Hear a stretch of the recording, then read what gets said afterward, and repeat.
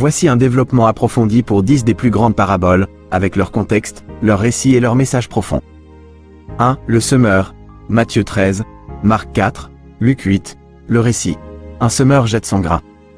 Une partie tombe sur le chemin, les oiseaux la mangent, une autre sur le sol pierreux, elle brûle au soleil, une autre dans les épines, elle étouffe, et la dernière dans la bonne terre.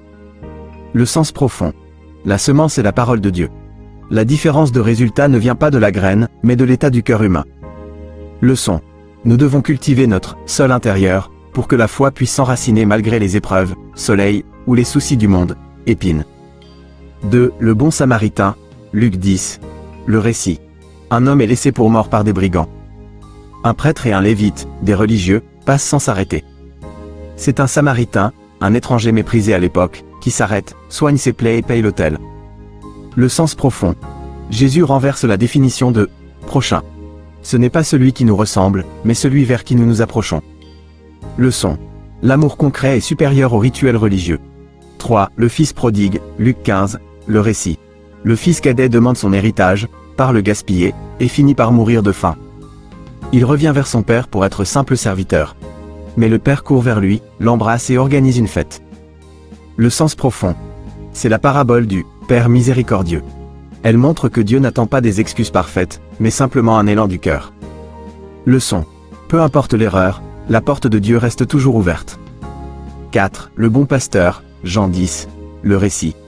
Contrairement au mercenaire, qui s'enfuit devant le loup, le bon berger connaît ses brebis par leur nom et donne sa vie pour elles. Le sens profond. Jésus se présente comme le guide protecteur qui ne cherche pas son propre intérêt mais le salut de chacun. Leçon. Nous ne sommes pas une masse anonyme. Dieu a une relation personnelle avec chaque individu. 5. Les 10 vierges. Matthieu 25. Le récit. 10 jeunes filles attendent le marié.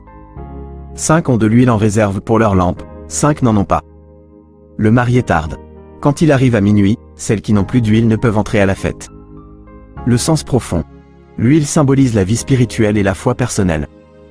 On ne peut pas emprunter la foi des autres au dernier moment. Leçon. La vigilance est nécessaire. On ne peut pas remettre sa relation avec Dieu à plus tard. 6. Le serviteur impitoyable. Matthieu 18. Le récit.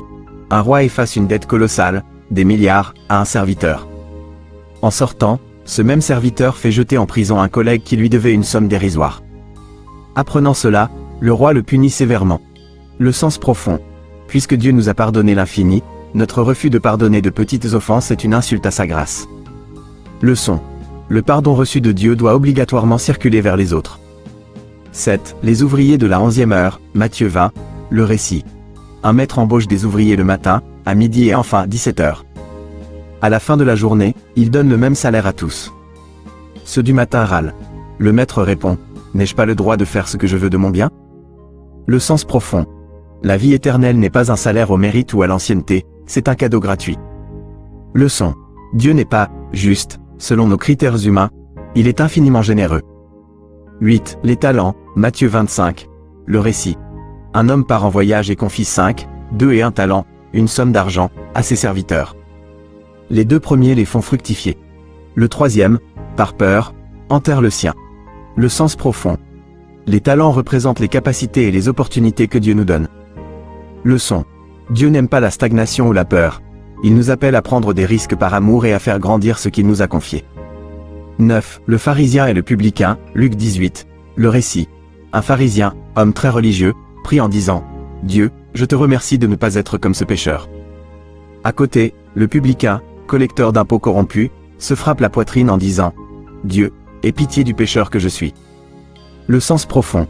Jésus déclare que c'est le publicain qui est reparti juste. Leçon. L'humilité est la clé d'accès au cœur de Dieu. L'autosuffisance spirituelle ferme la porte. 10. L'ivraie et le bon grain. Matthieu 13. Le récit. Un homme sème du bon grain, mais son ennemi vient semer de la mauvaise herbe, l'ivraie, au milieu. Le maître interdit d'arracher l'ivraie tout de suite de peur d'abîmer le blé. Il dit d'attendre la moisson. Le sens profond. Le monde contient du bien et du mal mélangés. Ce n'est pas à nous de juger et d'exclure les mauvais prématurément. Leçon. Dieu seul est le juge final. Nous devons nous concentrer sur notre propre croissance en tant que bon grain. Voici une méditation inspirée de la parabole du Fils prodigue, ou du Père miséricordieux. C'est sans doute la parabole qui touche le plus profondément le cœur humain, car elle parle de nos chutes, de nos regrets et de l'amour inconditionnel. Méditation. Le chemin vers la maison. Le constat. Souvent, comme le fils cadet, nous pensons que la liberté se trouve loin de la maison du Père, loin de nos valeurs, de notre foi ou de Dieu. Nous consommons nos talents, notre temps et notre énergie dans des choses qui ne nous nourrissent pas. Nous finissons par avoir faim de sens, de paix et de vérité. Le retour. Le moment le plus important de la parabole est celui où le Fils rentre en lui-même. Il ne revient pas parce qu'il est devenu parfait, mais parce qu'il reconnaît son besoin. La méditation nous invite à cet instant de vérité. Oser regarder nos manques sans nous condamner, mais avec l'espoir d'un accueil.